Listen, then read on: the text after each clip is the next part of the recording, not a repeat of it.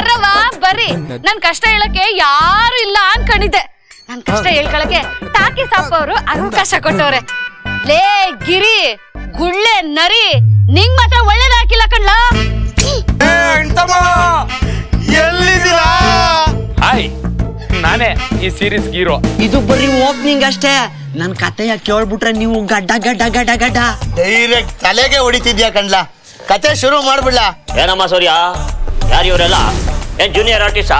ಚೆನ್ನಾಗಿ ಆಕ್ಟಿಂಗ್ ಮಾಡ್ತಾರೆ.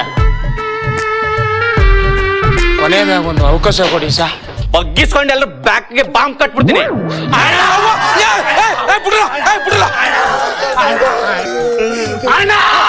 ನಿಮ್ ಬುಡುಬುಡಿಕೆಯ ನಂತ ಜಾಸ್ತಿ ಅಲ್ಲಾಡ್ಸ್ಬೇಡ.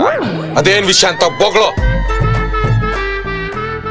ಮಿಸ್ಟರ್ ಭೋಜ್, ಈ ಹುಡುಗರು ನನ್ಗೆ ತುಂಬಾ ಇಷ್ಟ ಆದ್ರು. ಇವ್ರಿಲ್ಲೇ ಇರ್ಲಿ. ಇನ್ನೊಂದ್ ನಿಮಿಷದಲ್ಲಿ 2 ನಿಮಿಷದಲ್ಲಿ ಆಯ್ತದ ಕಣು. Out workout.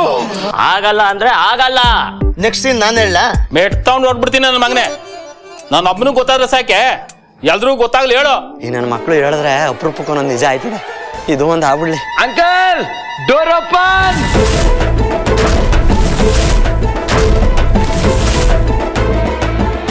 ಮಿಸ್ಟರ್ ಭೋಜ್, ನೀವಿಷ್ಟು ದಿನ ಕಾಯ್ತಿದ್ರಲ್ಲ, ಆ ದಿನ ಇವತ್ ಬಂದಿದೆ. ಏನಪ್ಪಾ ಇದು ಡಬ್ಬಲ್ ಧಮಾಕ.